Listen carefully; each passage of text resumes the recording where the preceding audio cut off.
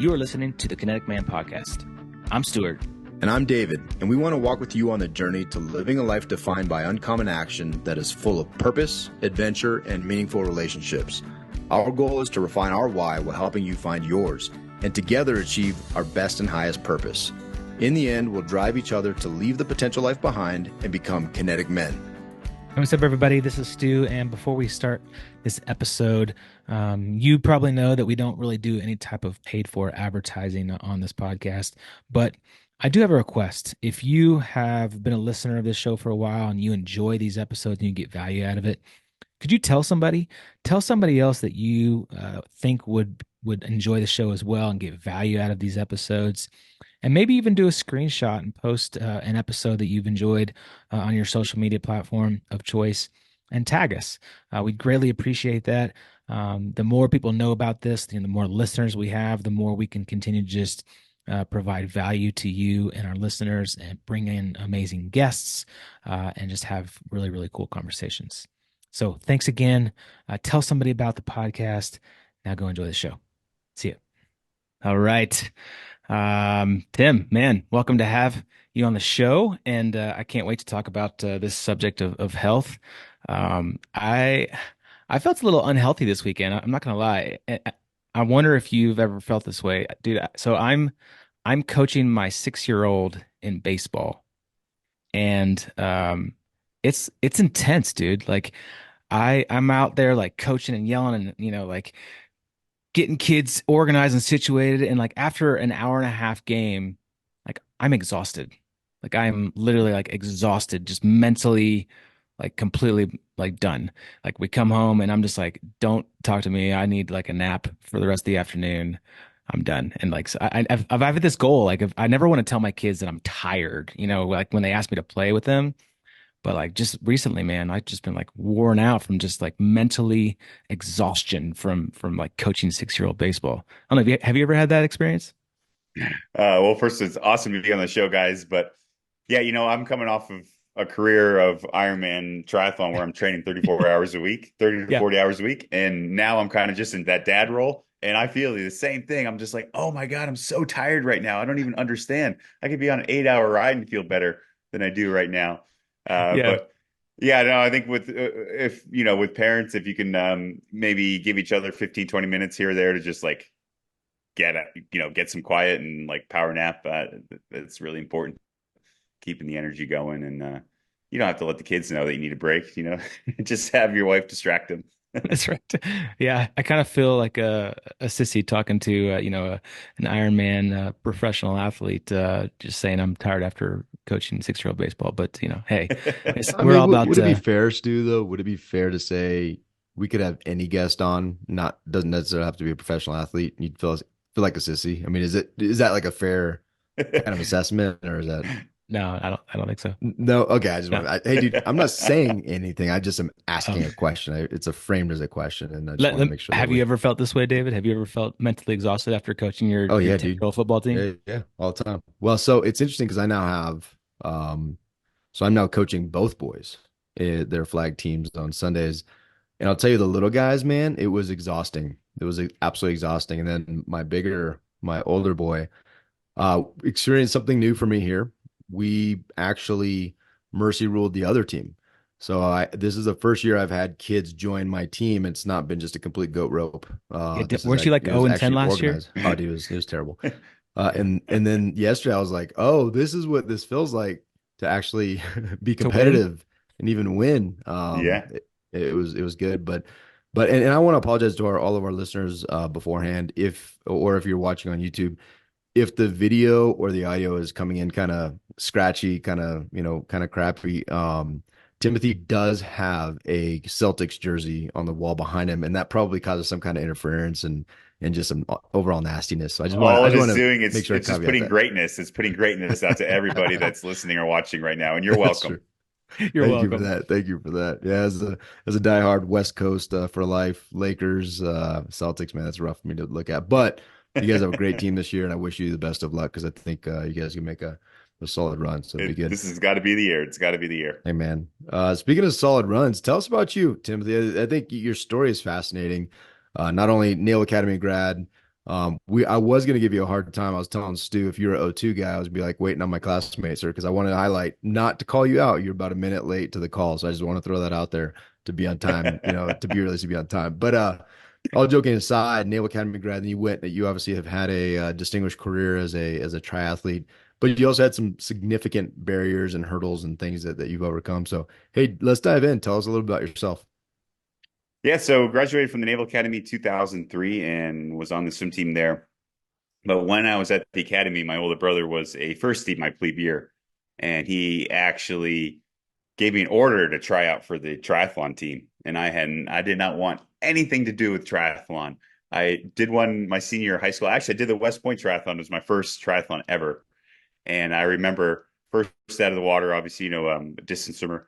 And I remember all the guys on the Navy team coming by me on the bike. Everybody. I was on like a 1987 Schwinn with down tube shifting. This is my brother's bike from he was like seventh grade or something.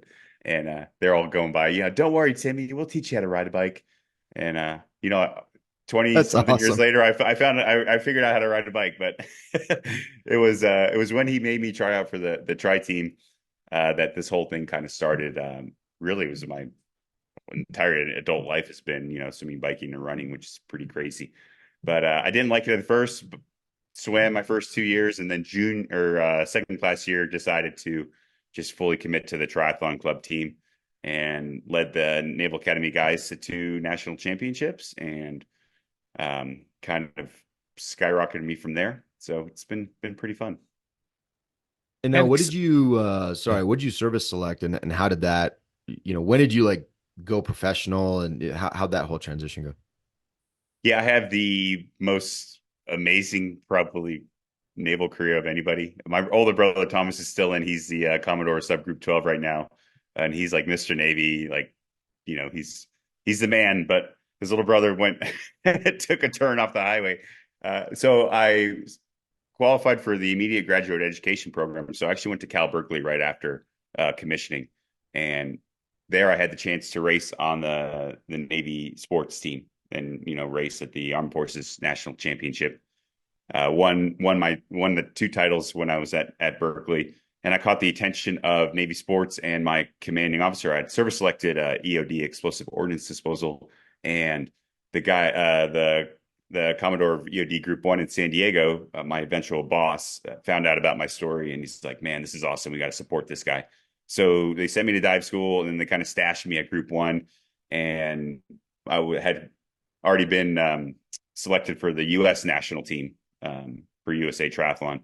And they sent me to Olympic Training Center. So I was kind of on TAD at the Olympic Training Center through 2008 and just missed the trials. And my department head in Coronado was like, "Tim, you're way behind your year group. You have a gift in this sport.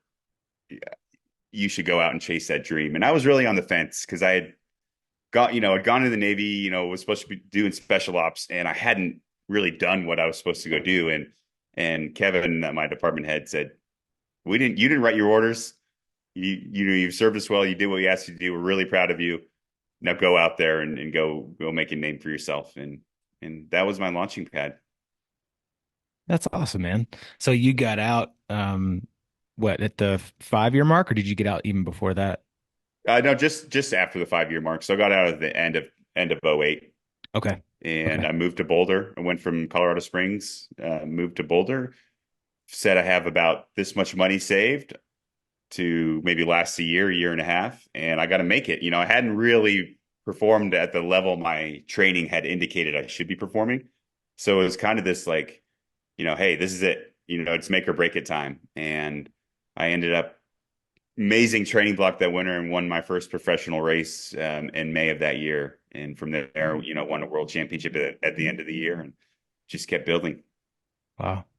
I'm just curious, a professional triathlete, like in the peak of your racing and training, like what is a typical day? Like what does a racing training regimen look like for you on a regular basis?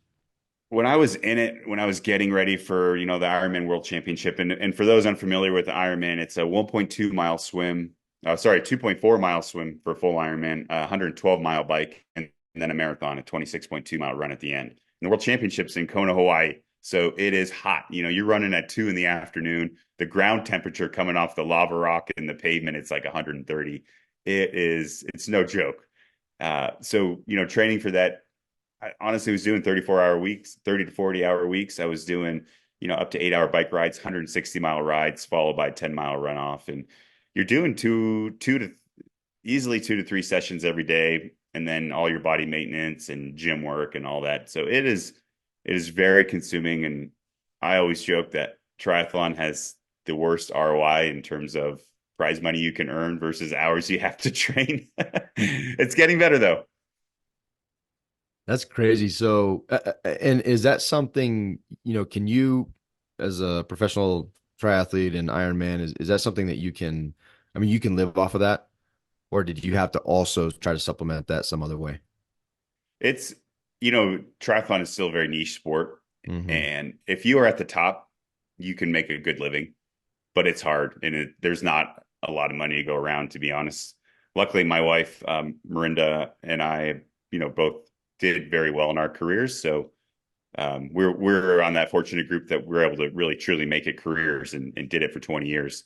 But if you're just starting out in the sport, it's really hard. You're trying to coach, or you're, some sort of side gig, or you're sleeping on couches just to make it by. And I think honestly, that was one of the reasons I was so successful, is because I had the support of the Navy and the Armed Forces at the very beginning, and it afforded me the opportunity to just focus and train, and that gave me a huge step above my peers. Yeah, that's awesome, man. I love that. I love that story. I love the support that your command gave you to recognize the gift and really support you in doing that.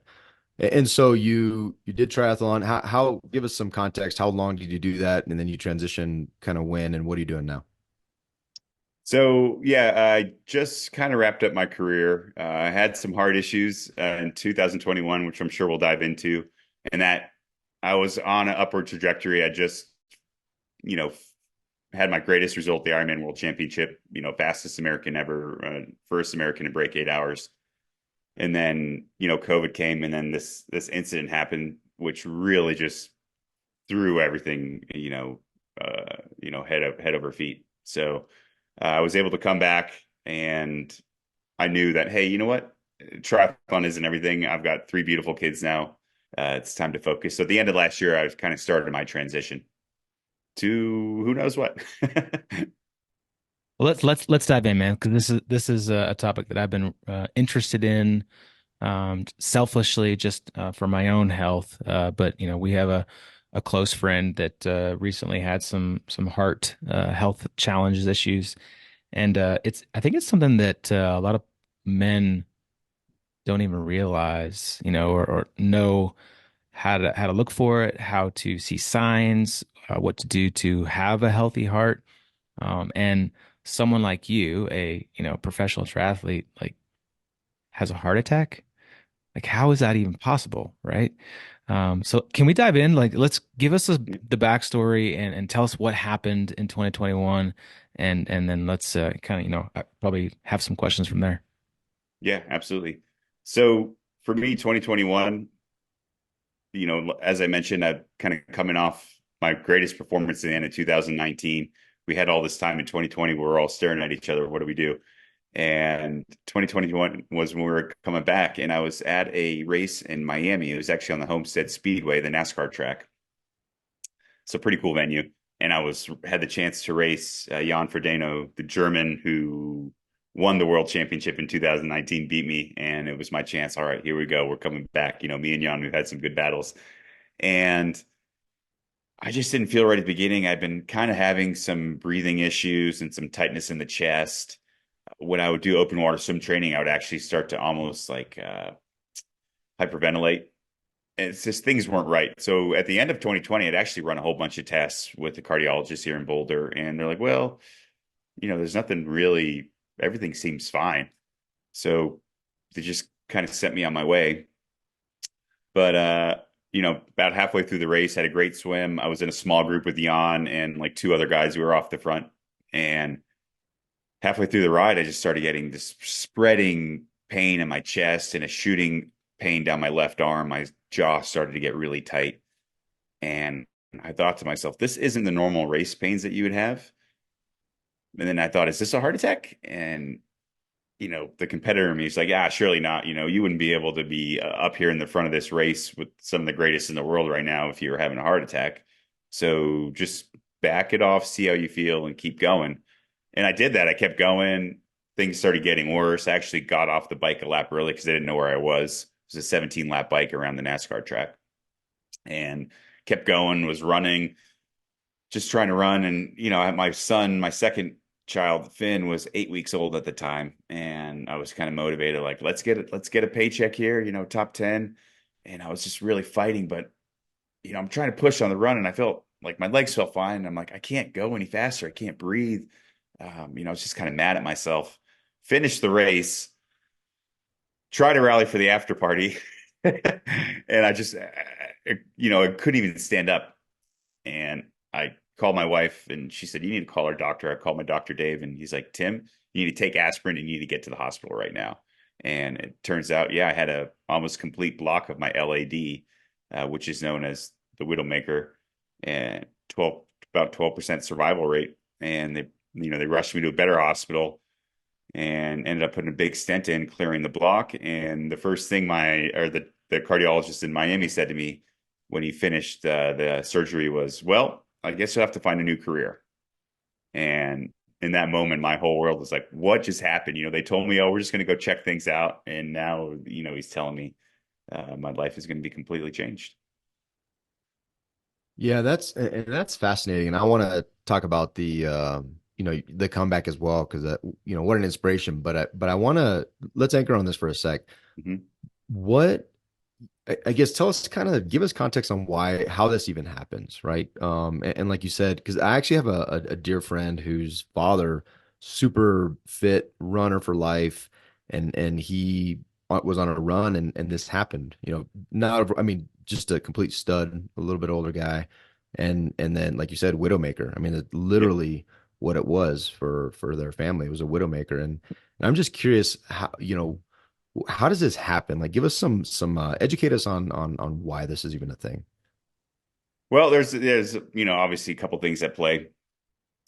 Number one, if your body builds up calcium, it builds up in kind of the anterior wall of the artery. It's soft or unstable plaque. So you need to have that unstable plaque build up, and then you need to have the rupture of the artery wall. So there has to be that compromise of the artery wall, and those are the kind of the two things that happen. Now the LAD is interesting, that particular spot in the heart, because it's and I learned this, with the doctors I worked with after the fact, but at that particular point, it's like the highest, like most forceful blood flow. So a lot of times they don't know why in endurance athletes, they do see plaque buildup at that spot. But honestly, a lot of it's hereditary. You just have, you're predisposed. And I've done a ton of genetic tests, and I had all these red flags for this exact case. I started looking through my family history, beyond my dad, and, further generations down. And there was a lot of cardiovascular disease and deaths from the same thing. So honestly, I think looking at your family history is a big part of it all. And I think that's a big deal. And I'm looking at this from a different perspective. My dad passed from cancer.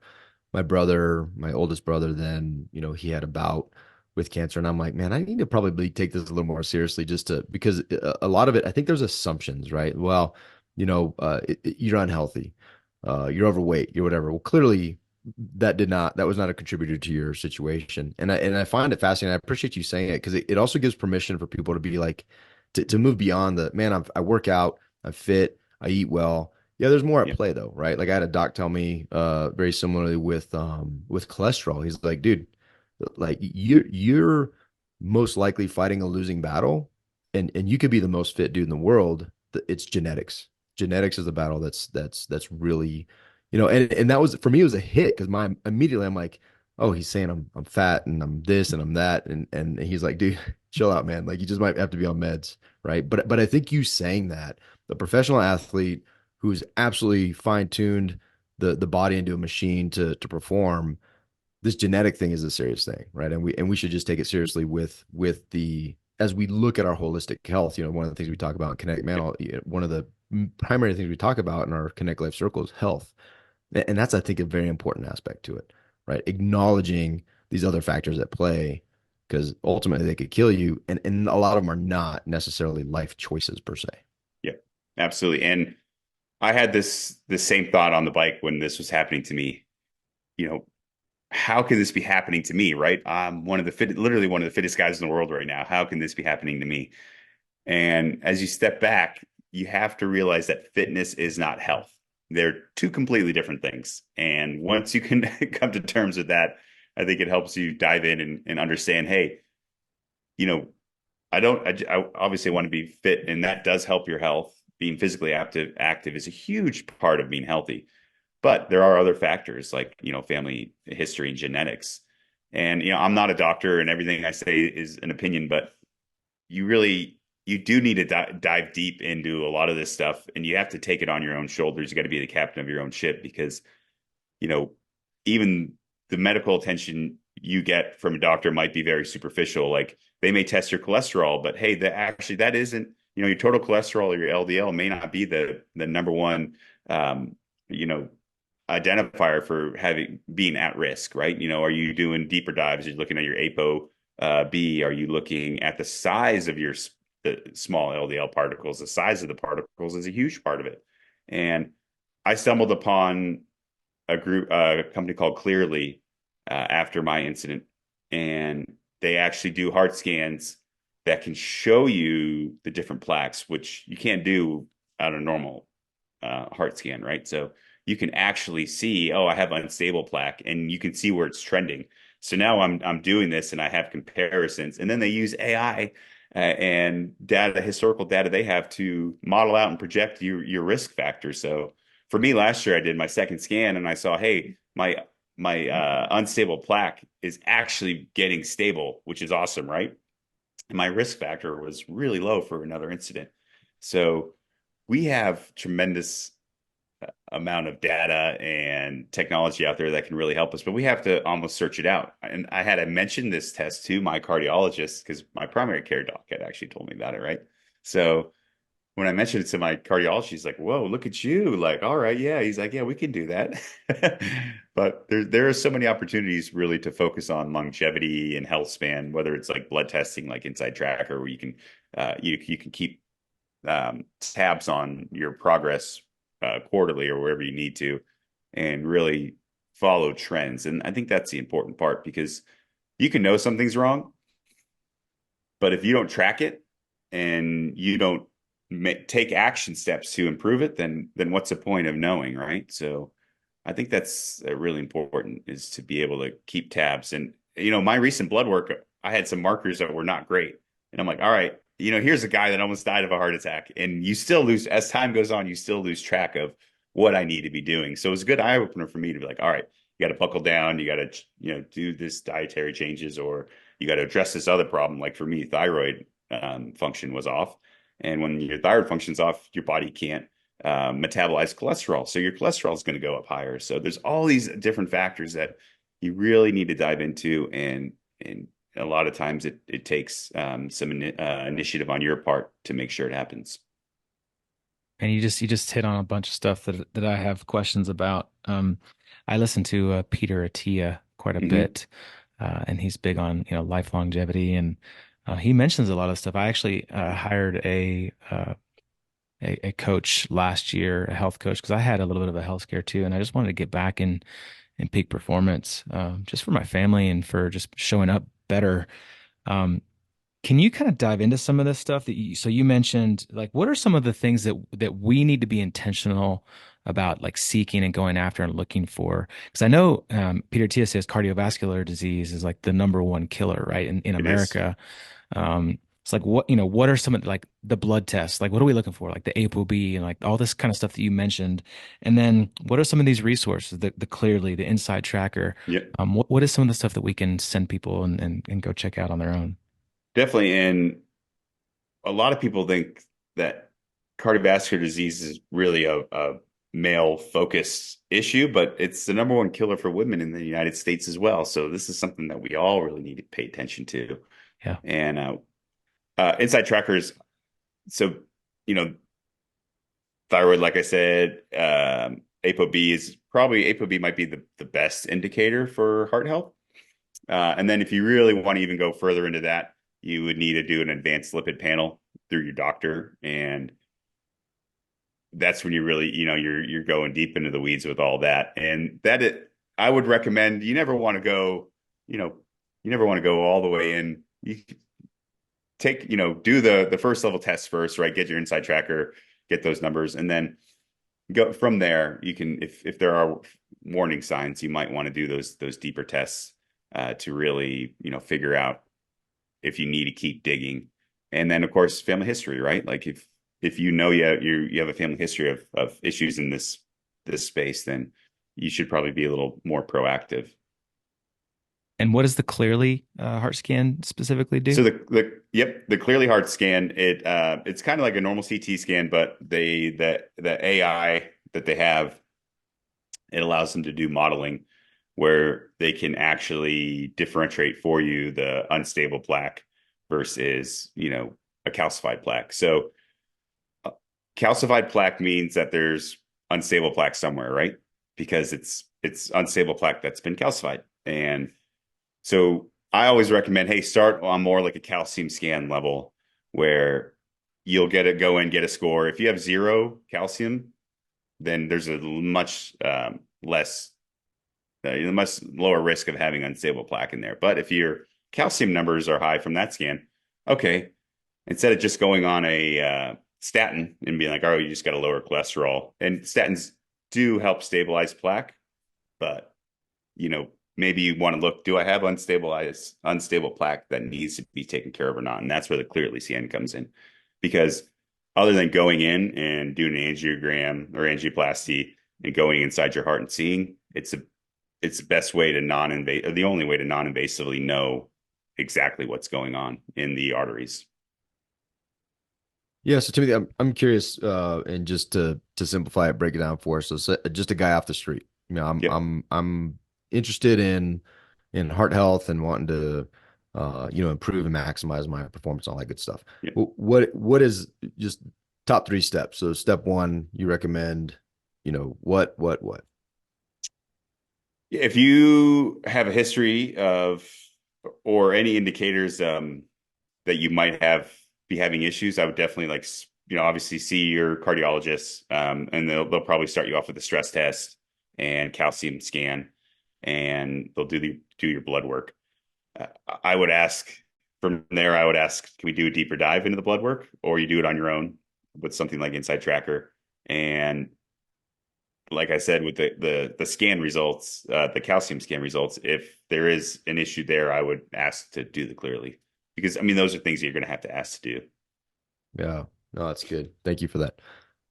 So had a heart attack, told to change careers, but as any good Naval Academy grad, probably were a bit hard headed and stubborn, and were like, no, I'm gonna continue to do this thing. So what happened after that? Well, I took a big break, and I had a moment in the hospital, and there was only one moment where they brought the resuscitation team in, because they're like, oh wow, this guy's actually having a massive heart attack right now, and we have to transport him to another hospital. We have to be ready to to bring him back in case he flatlines. And when those guys came in, I said, oh man, am I going to die? Is this it?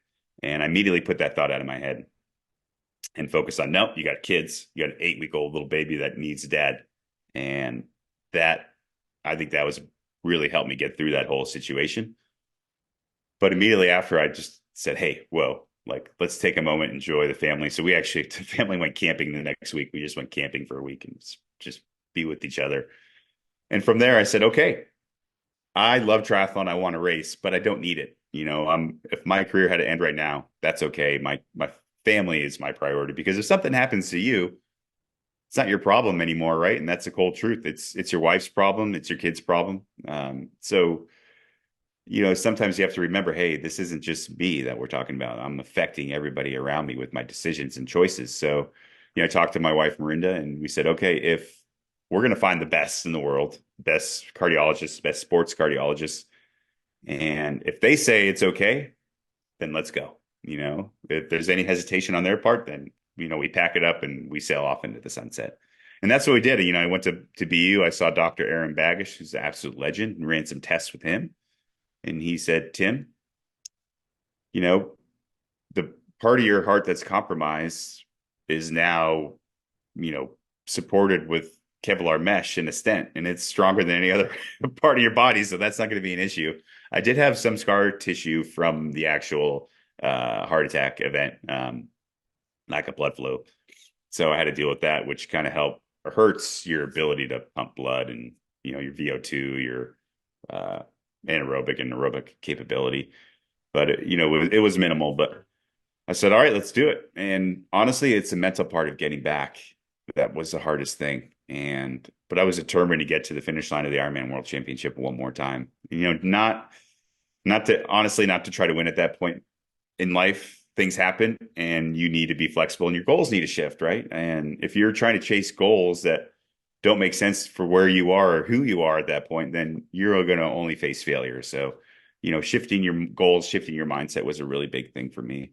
And I did just that. And it was hard. It was really hard. Even getting back on the bike, I was on blood thinners for a while. So you got to be careful riding outside because, you get head trauma, you get, God forbid, you get hit by a car or whatever.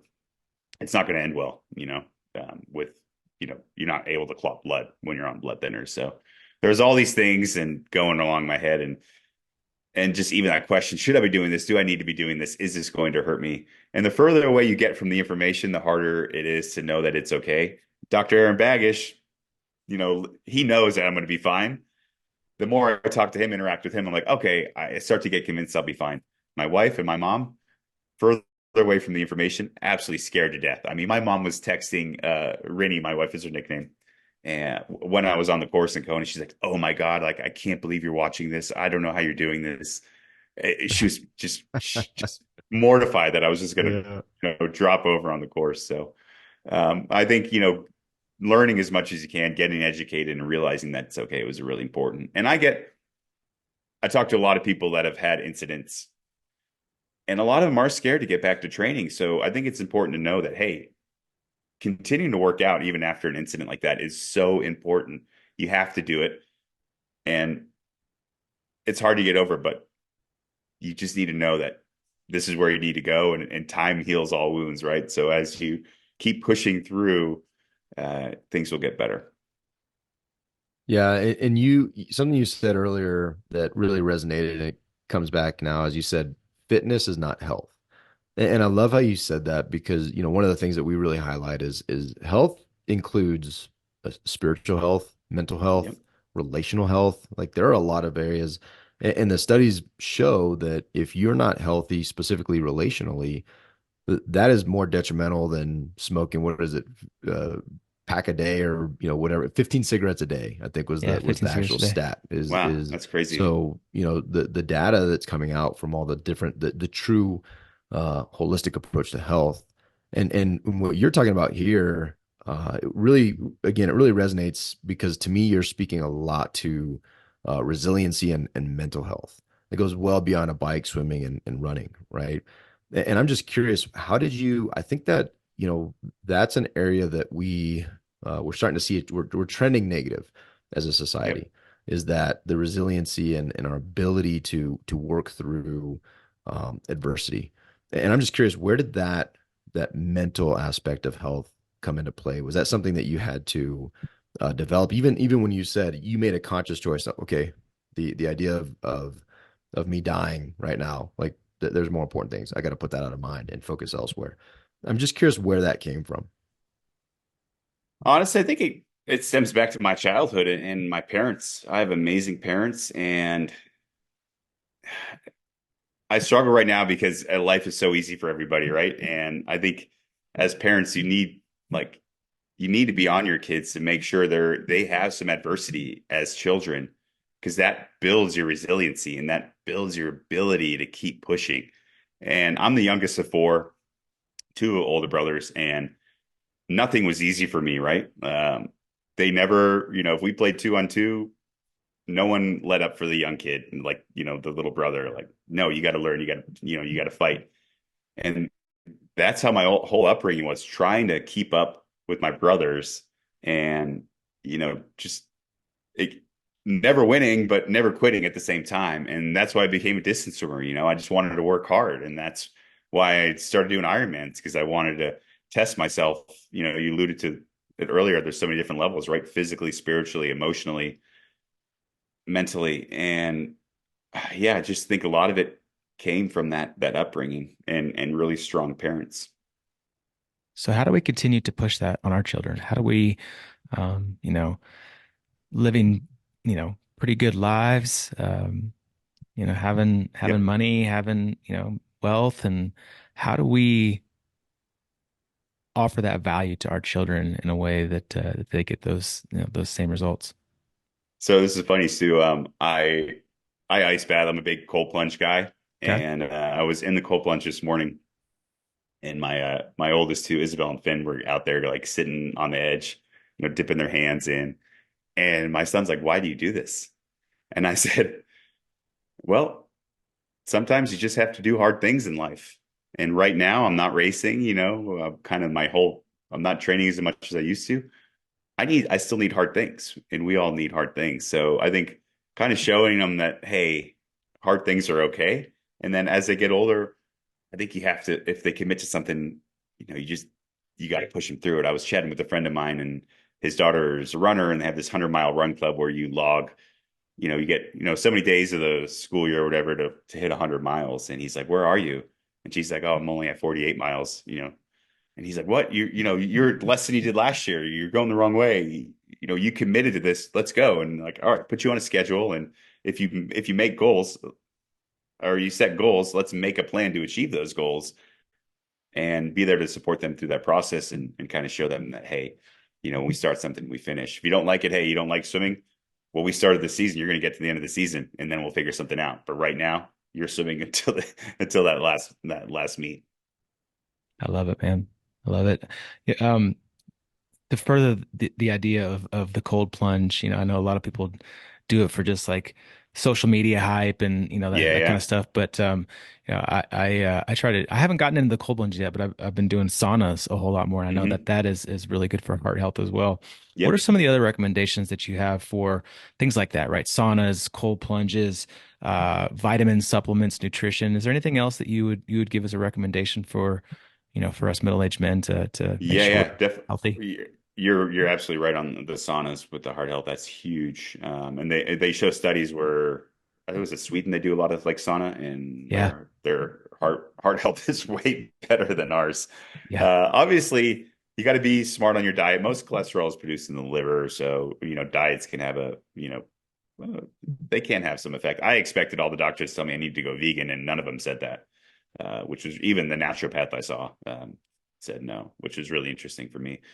I think getting micronutrients in, like I do, my morning routine is athletic greens, cold plunge, and then I'll eat later. I think intermittent fasting is really good for overall health. Stress is the thing I think for heart health. Honestly, I mean, I was in a really stressed out time. I mean, my heart attack was going to happen, right? But uh, I had our baby 8 weeks out from that race. 4 weeks later, our house flooded from a burst pipe, and then I'm trying to go race the world champion. Like it was too much. It was going to happen at one point, but that whole stress, really kind of brought everything to a head. Supplement wise, um, CoQ10 obviously great for heart health. Um, there's some niacin iron, like there's niacin's always been considered great for heart health. Now there's some question on whether niacin's a great supplement. Red rice yeast is great for natural cholesterol. Plant sterols also great for natural cholesterol management.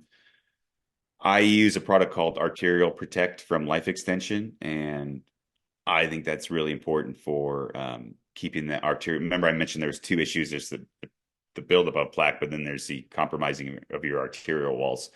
That kind of helps keep those walls strong and healthy. Yeah, I think that's probably probably some of the main ones to really focus on. Fish oil, obviously, for is great.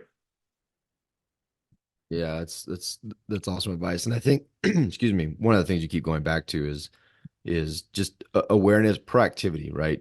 Being Hmm. aware, being curious. Um, and I'll tell you when you talked about, I think a lot of us would also do really well to look at the things that are important to us, look at the people that are important to us, and be like, okay, move beyond the selfish reasons of health, and also I think acknowledge how important we are to those around us, Yeah. right?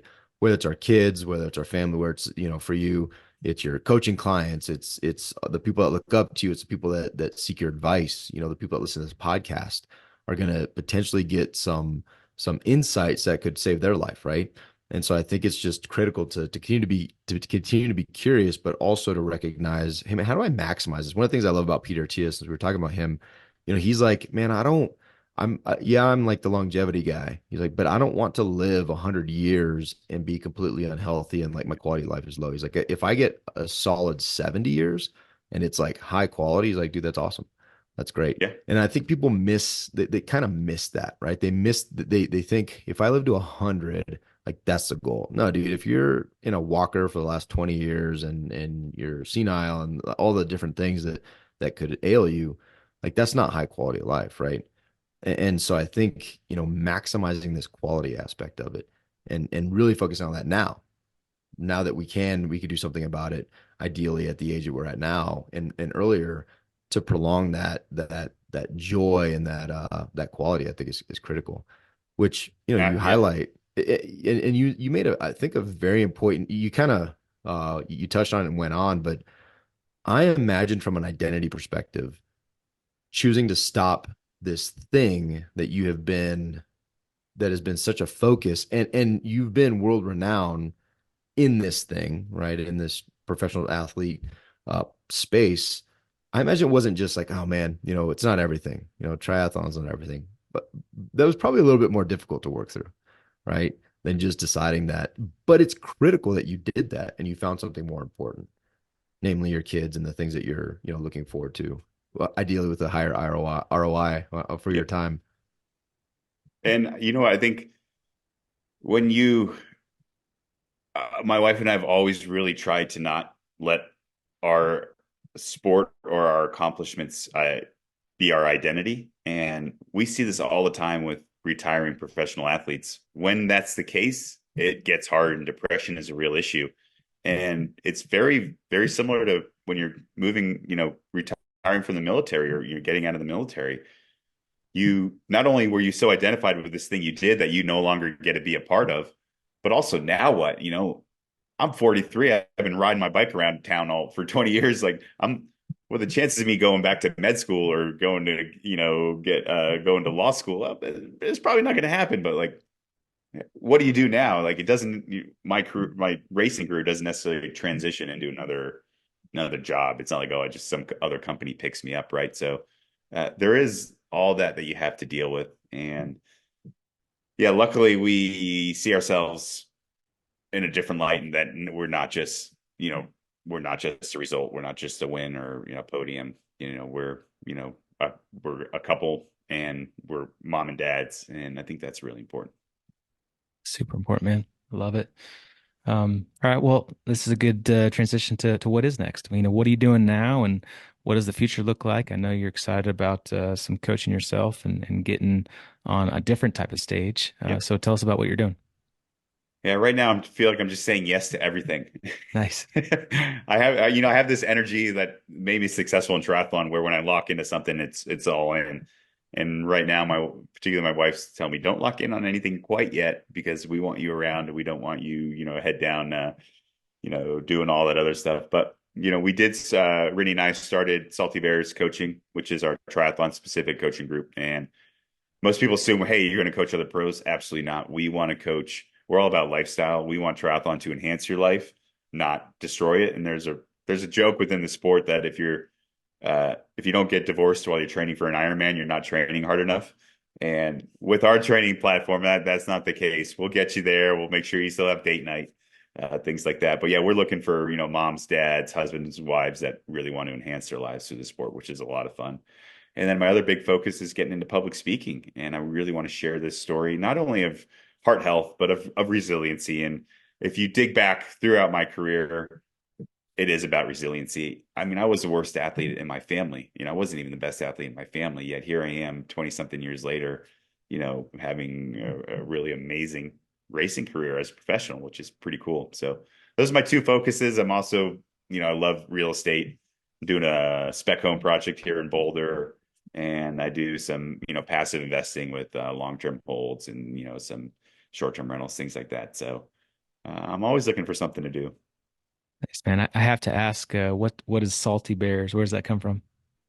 So my wife is from Australia, and we were looking for something that was kind of both of us, me, the Navy. So our logo is a koala bear on an anchor, and it's a little bit of Navy, and then the koala from Australia, and then salty. Hey, it means Navy or experience, and then obviously when you're out on the Ironman course, you are caked in salt. So we love that. We love obviously koalas aren't bears; they're marsupials, but everybody calls them koala bears, and we're in the US. Everybody in Australia is like, they're not bears, right? We're like, yes, we know that, but we're in the US. They're koala bears. That's awesome. That's awesome. I love that. Well, dude, this is I could continue to talk this. I think one of the things that really excites me is what you just highlighted the uh, a not singular focus to be so myopic in our views on things that are important, which clearly, if you're doing triathlon, whatever you're doing, whatever your focus is, but you hit it, right? You said, but we're not trying to get rid of date night, right? Like we're making sure these Yeah. things, we're making sure there's a balance because I think, there's to since Stu and I really started focusing on this and we got a lot going. We're similar to you in that, hey, I'm going to try to say yes to all these things. And when we started saying no, we started saying yes to quality of life and no to just busy and more and more and more. Yeah. I'll tell you, like everything has changed, right? Even I mean, I was laying in bed with my son last night, super sensitive kid.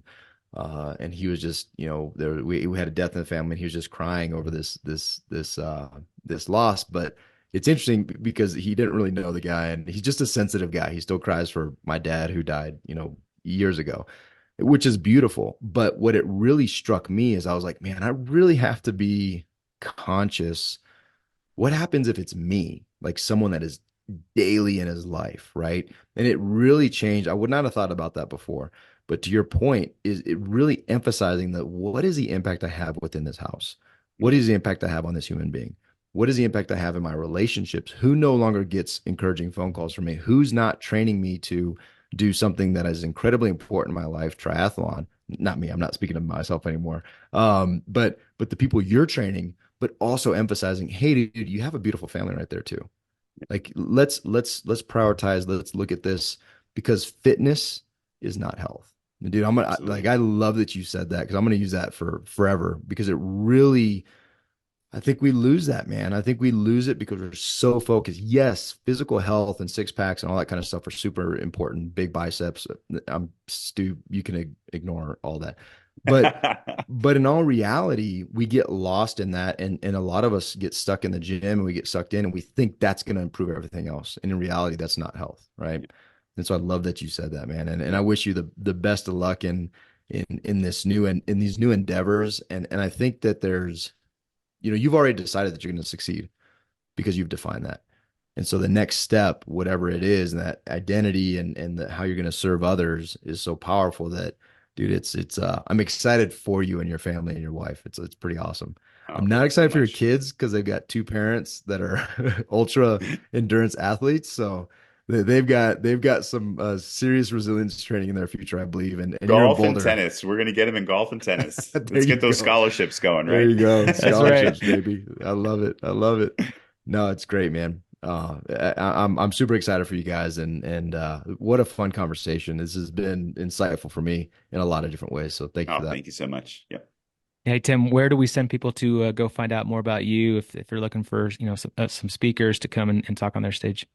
Yeah, you can go to saltybears.co and you can find everything you need, whether coaching or speaking. All your needs from Tim and Rennie are there. Awesome, man. Well, we'll put that in the show notes of this podcast. Hey, guys and gals, this is really important stuff. check out Tim. Go reach out to him. He's offered to some of our friends already that if you want to talk more about this stuff, specifically heart health, reach out to him because he's a wealth of information, and take this stuff seriously because it is serious. Let's all go take uncommon action together. See ya. Hey, for those of you who've been listening to this podcast for a while, you know that Dave and myself transitioned out of a 20-year career in the military, in the Navy. And there were some really big struggles in that. And I'd say that for anybody that's in a transition of changing an identity can have a really, really hard time finding a new identity and going through the struggles of figuring out what's next. We talk a lot about purpose. We talk a lot about tribe and community. And we talk a lot about mission. And those aspects of a transition are really hard to figure out. So you need a community. You need a tribe. You need to have someone in your life that's going to hold you accountable and help you grow into this new identity. That's what we do in the Kinetic Man. We have a lot of military veterans in our space that we talk through on a daily and monthly basis of how to figure out what's next, how to figure out how to continue to live with purpose, live with mission, and be incredible husbands, incredible fathers, incredible leaders in the community, and incredible businessmen. We have a ton of entrepreneurs. We have guys doing deals together, investing with each other, and growing with each other to be the best men that they can possibly be so they can show up every single day for their families and for their businesses. If that's something that sounds interesting, come join us. You can go to thekineticman.com/signup, thekineticman.com/signup, and come grow with us. See you. Thank you for listening to the Kinetic Man podcast. If you are growth-minded, community-focused, and willing to take uncommon action to redefine success and live an abundant life, visit our website at www.thekineticman.com to see all the ways we can connect. Yeah, and on our website, you can find more information on everything we're doing, like joining our meetup page to get the details on our webinars and our local Thursday gatherings here in Colorado. From our site, you can also find more information on and sign up for the next Kinetic Man retreat and the next house of our mastermind group. Finally, we always appreciate your love and support. Please share this episode and go rate us on your favorite podcast player of choice. Thank you again. Now go take uncommon action.